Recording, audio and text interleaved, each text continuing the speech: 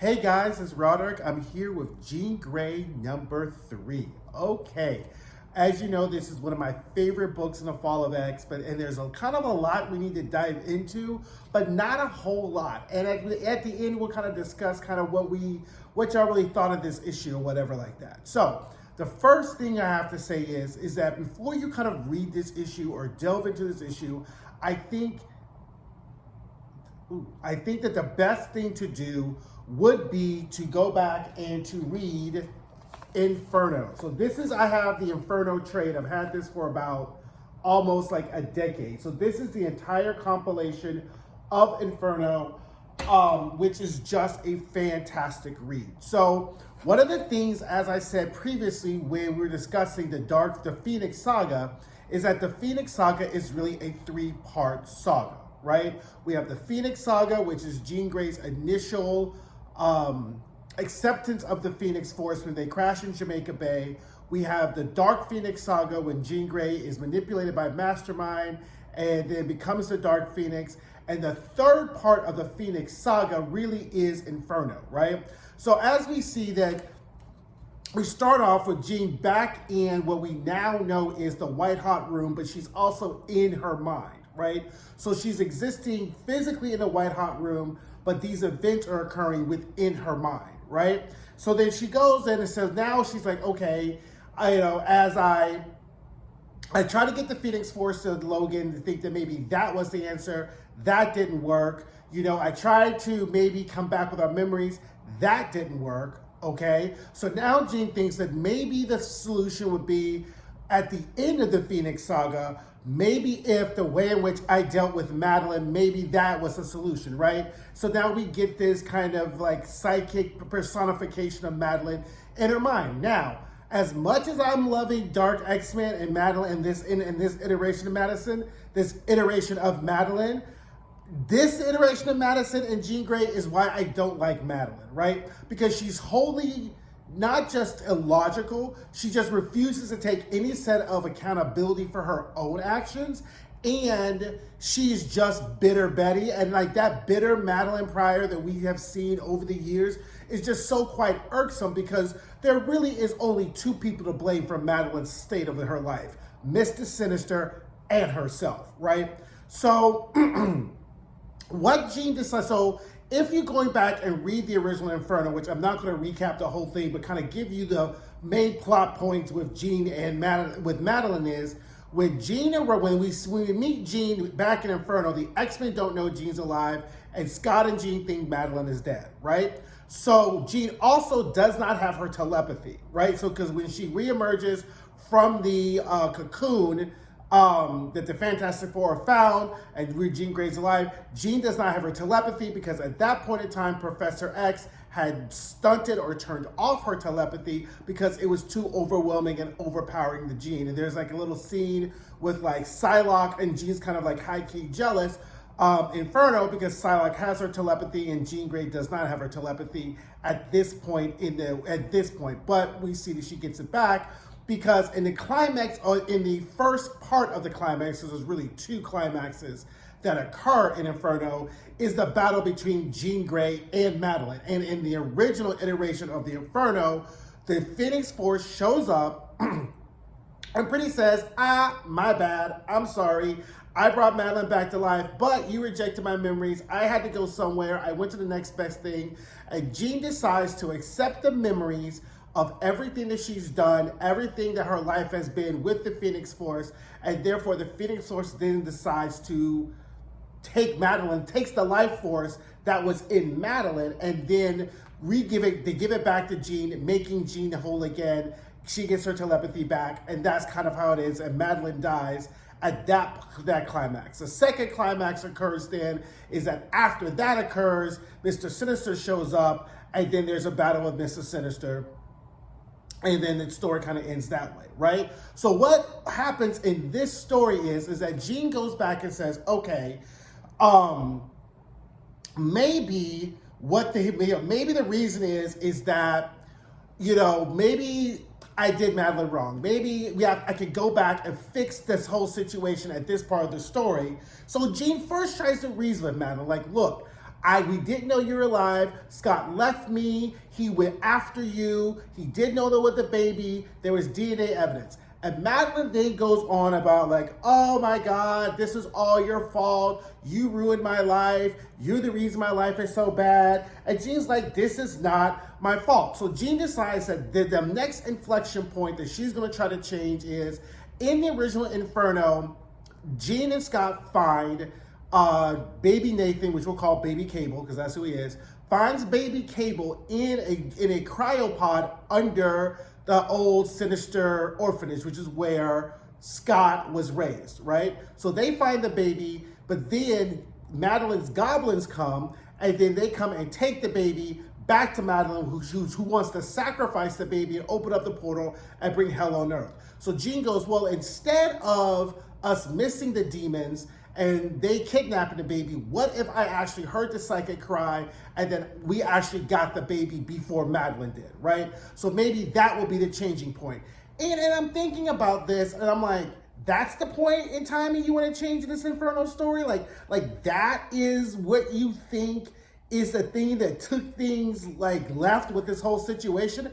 After reading the story so many times over the decades, I can probably think of several points in the story that Jean could go back and say, okay, maybe you go back when Madelyne decides that she wants to be the Goblin Queen and be like, hey, bitch, not gonna work out, not the best idea, it's all gonna end up being horrible, right? Like, I feel like there are several other points in this story that Jean could have gone back and said, maybe if I change this, these things would happen. Quite frankly, I don't think Madelyne and fucking around with Madelyne is the problem in anything that's happened in Fall of X, right? So I mean, the first two iterations, like, you know, reclaiming your memories, giving the Phoenix Force to Logan, arguably that passes a straight face test. But girl, like, I just don't think this Madelyne stuff, this changing inflection point would have really changed anything. But y'all let me know what we think, right? So Jean goes back, and now they hear the psychic scream, right? And so, but Madelyne, who's in her mind, says, okay, bitch, if you want to go ahead and change history, this is not going to work out the way you think it's going to work out. But we'll go ahead and play this out, right? So she then also calls the baby a little parasite because she's like, what, you think if you take the baby, that that's going to change my maternal instinct and I'm going to somehow just stop my plan that I'm going to have? And my problem with Madelyne is you're mad at Jean because Jean raised your child that you now don't want, because we have yet to see, since in the Krakoan age, Madelyne go and talk to Cable. Like we have not, I've seen none of that, right? Like, so if you're like, how are you so high-key mad about a baby and a child that you have not even seen, had a talk to, had a conversation about, or whatever? That just irks me with Madelyne because clearly Jean and Scott did the better job of raising Cable, and if you were so mad, they wouldn't have had to raise him if you weren't trying to sacrifice him, right? So that's why Madelyne just continues to irk me and irk me and irk me, because she just doesn't take responsibility for the badass decisions that she decided to make, right? So in this iteration of the Inferno story, Sinister shows up as he previously did in Inferno, and he chains Madelyne, which we see now are also the chains that Jean is in Immortal X-Men number 15. Okay, so now, when we start the story, it's the same kind of chain bondage, like around your neck type of thing that Sinister had chained her in. Now, in the original Inferno story, Sinister recounts the fact that Madelyne's like, no, I remember my best friend Annie Richardson, and I remember her getting hit by a car, and I remember this, and she's like, no, those are all Jean Grey's memories. I bred you, you're a clone, you could call me father. And so then at that point, Madelyne realizes she's a clone. The goblins come in, they attack Sinister, and then Madelyne breaks free, okay? Now in this iteration, right, that now Jean has decided to like redo a retcon, right? Madelyne breaks free and admits that that she's not a mutant, she's just gonna be some goblin queen, whatever, but she's going to keep and retain the Phoenix Force, okay? And so then the demon Astrif, okay, because remember she's worked with two demons. One has a technovirus and one doesn't. He shows up, she kills him, takes his power. The other one, his name is CM or Sim, she takes his power. So now Madelyne has the power of the Glimbo, she has the Phoenix Force power, and she has the technovirus power. So already this whole Jean's plan is already going left. And I was just like, okay, what are we gonna do with this, right? Now, meanwhile, Scott and Jean take the baby to the ship because you remember they're in X Factor, the original X Factor, and they have taken over one of Apocalypse's ship and they're using it as their home base, right? So they get there, Madelyne figures out where they've taken the baby, and she shows up. So then she starts cursing out Scott. It's like a total baby mama drama type of thing. You left me for her, you didn't love me, whatever, you want to be with her or whatever. And Scott's like, I thought you were dead. I didn't know. Like, we went looking for you. There's DNA evidence. Like, what else was I supposed to do, right? Madelyne goes on her rants again, and then she kills Scott, right? So I'm already like, okay, Jean, like, this plan is a bust. Scott's dead, okay? And then Jean decides that she's trying to save baby Cable. Now, this is where the story gets interesting, and which is where I think Louise Simonson really kind of gives us a little foreshadowing into what this is all about. So let's go and take this very slowly. So at this point, Scott's dead. Madelyne's doing her rant, how she's going to take over the world. And look who shows up. It's the Phoenix Force. And then Phoenix Force goes, look, I can solve this problem. I can take my powers away from Madelyne. And, we could be together again, right? And, that's how things can be. And Jean then says, no, but you have to accept me as I am, the light and the darkness, right? So Jean then says, no, I can't accept you because every time I accept you, yes, we bring light, but we also bring death and destruction, right? So then the Phoenix Force is like, fine, bitch, die, okay? Here's why I think that conversation is very interesting. That conversation is not occurring in the past, but it's actually occurring in the present while Jean is in a white hot room where the Phoenix Force is. And what the Phoenix Force is telling her is not about her living in that moment with Madelyne. She is actually speaking to Jean about living in the present, and that the only way for you to get out of this disaster is for you to accept me for who I am. So the Phoenix Force Jean thinks the Phoenix Force is talking about her accepting the Phoenix Force in that moment, but really it's about accepting her not in the past, but in the current present time, right? And so the Phoenix Force is like, well, okay, fine, bitch. You go ahead and die, Jean Grey, because that's what you fucking do best, right? Phoenix Force leaves. They have this thing. So Madelyne and Jean have this huge fight, and Madelyne causes a tsunami to actually come and destroy and kill everybody in New York City. Because again, the goal was not necessarily to kill Scott. That was the icing on her bitter ass cake. The goal was to kill the baby Nathan, so that then she could open up the world and whatever. So then Jean stops it again, like stops the tape, and then concludes, oh my God, this is another disaster. She goes, well, when I accepted the Phoenix Force, things went left. When I gave the Phoenix Force to other people, things went left, right? What's the solution to this problem? So then all the other versions of Jean Grey show up and go, why are you asking us? You started this mess, right? So I think, so now we're like, okay, we're getting some traction, but this is where I think this is, and I hope I'm right, but here's my wild theory for what is actually going on. If you recall Jean Grey Resurrection, when Jean Grey came back to life the previous time, this is what the Phoenix Force's plan was.